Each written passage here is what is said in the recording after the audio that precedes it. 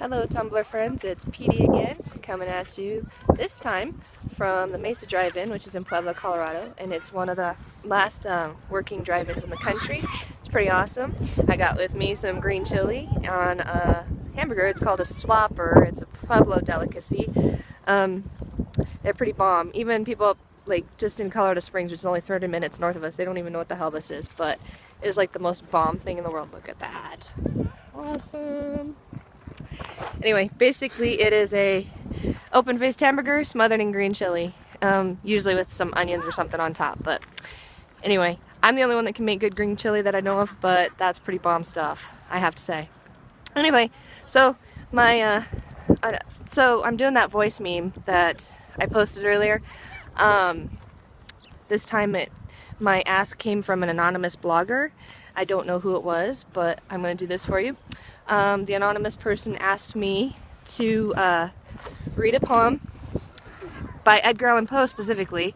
So I'm going to do Sonnet to Science. I love Sonnet to Science.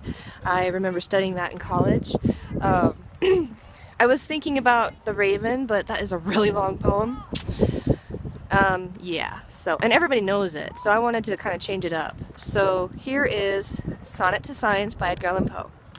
Science, meet daughter of old time thou art, who alterest all things with thy piercing eyes. Why preyest thou thus upon thy poet's heart, vulture, whose wings are dull realities? How shall we love thee, or how deem thee wise, who wouldst not leave him in his wandering, to seek for treasure in the jeweled skies, albeit he soar with an undaunted wing? Hast thou not dragged Diana from her car, and driven the Hamadryad from the wood, to seek for shelter in some happier star, the gentle Naiad from the fountain flood, the elfin from the greenwood, and for me, the summer's dream beneath the shrubbery? There you go. I love that because that is the quintessential Poe. He didn't really trust science. At the same time, he loved it. He was very much a scientist at the same time, as a writer and a poet. But that really captures that. The Romantic era's just general distrust of science, and basically he's saying that he appreciates it, but on the same token, science has robbed the world of any kind of sense of wonder, and I kind of feel the same way, honestly. I love science, I really do, but there's like just no magic anymore, and that's what he was talking about in that. So the next thing my anonymous blogger wanted to know was, or actually asked me to read a passage from my favorite like piece of literature, or for my favorite fan fiction. He or she specifically asked me to to read a passage from Dante's Inferno, which is a great choice because I love Dante's Inferno. That is an amazing story. So here is my favorite passage, my favorite line from the whole thing. It's not a full canto, but anyway, I love this line. Our passage through this pit is willed on high by that same throne that loosed the angel wrath of Michael on ambition and mutiny. And that was from Canto 7. Okay. Hope you like that, Anonymous. And, oh, he or she also wanted me to tell a joke. So, I don't know a lot of stupid jokes, but we'll try this one. So, what is the difference between a snowman and a snow woman? Give up? Snowballs. My 10-year-old did not approve of that. He thought that was just too inappropriate for him. Well, whatever. So then he or she asked me to talk about the most exciting thing that's ever happened to me. I am like the quintessential boring person. Nothing exciting really happens to me, but I'll say this. The first time that I went camping, I was pregnant with my oldest son. I was like 7 months pregnant, and it was like the 4th of July weekend. And my husband's family at the time, like they wanted to go camping. They were like really experienced campers, and I was a city girl. I didn't really ever go camping at all. So we were there, and it was pretty boring for the first couple of days. And I had run out of my asthma medicine, so that's kind of like leading up to what happens next. That was pretty amazing. Not. So I'm pretty sure my sister-in-law was trying to kill me, And like I said, they're very experienced campers, and yet she was dumping the food trash next to my husband and I's tent. And that's a big no-no. I don't know if you've ever gone camping. That's a big no-no. So I started doing that, and I was like, okay. Well, in the middle of the night, I couldn't sleep because I was so uncomfortable. I was 7 months pregnant. It was cold, and it was rainy, and it was like 10,000 feet above sea level, and that is cold. Even in the middle of summer, it's cold. So I couldn't sleep, and I hear this animal come into the to the camp. And at first I thought a deer, because, you know, that's pretty common. But I heard heavy, like these heavy footsteps, like that, you know? And I hear like grunting, like, and I'm like, that's not a deer. And I see this silhouette of this like bear, like it was coming towards us. And I wake up my husband, who's like the sound sleeper, and I was like, there's a bear in the camp. And he was just pissed. He's like, no, there's not. Go to sleep. It's just a deer. He would not believe me. And I'm like, no, it's a bear. And then he hears it grunt. And he's like, he looks at me and he goes, oh, there's a bear in the camp. And I'm like, thank you, Captain Obvious. I already know that. So we're sitting there listening to this thing, and it was coming closer and closer because it smelled the food. And it started sniffing. It sniffed through the tent, like up along our bodies. Oh, by the way, to preface this, my husband at the time, he rolled on top of me to protect me from the bear in case like it decided to attack. So I'm like, what the hell, are you getting fresh with me now? This is not the time for that.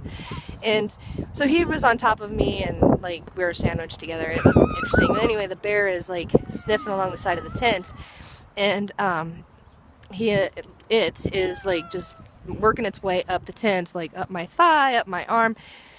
And I'm not moving. Like, I was scared to death, inwardly screaming, and I'm not moving. And it comes around to the other side, and it starts sniffing my head through the tent. Like, and I realized there's only a millimeter of fabric between me and this like bear's teeth.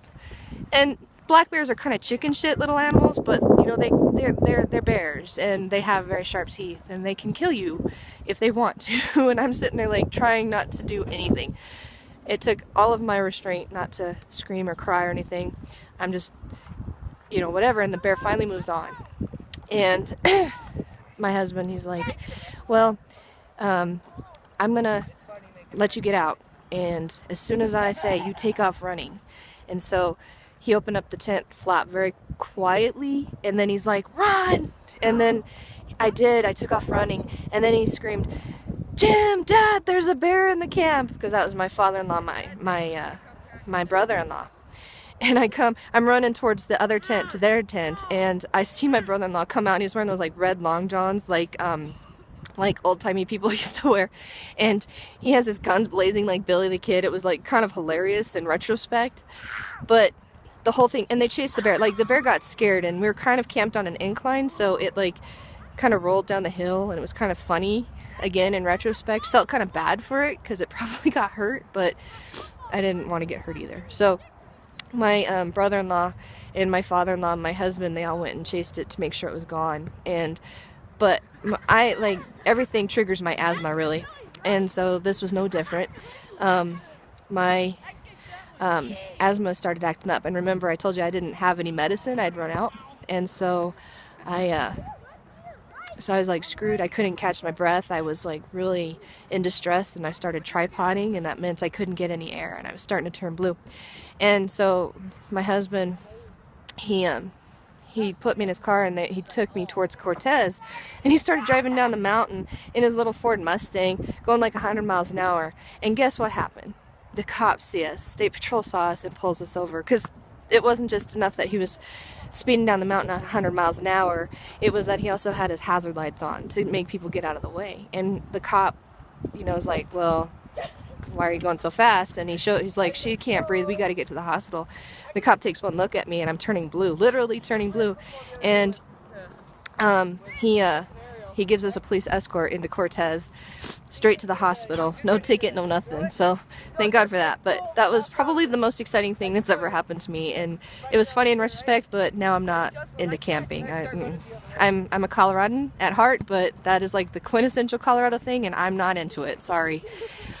And then the last thing my anonymous person wanted to know was He or she wanted me, just like Helly did earlier, he or she wanted me to say something in Italian, or well, in a foreign language, and this time I'm choosing Italian. And I'm choosing to recite that passage from Dante's Inferno earlier. I'm gonna do that in Italian. So I thought that would be kind of cool. So,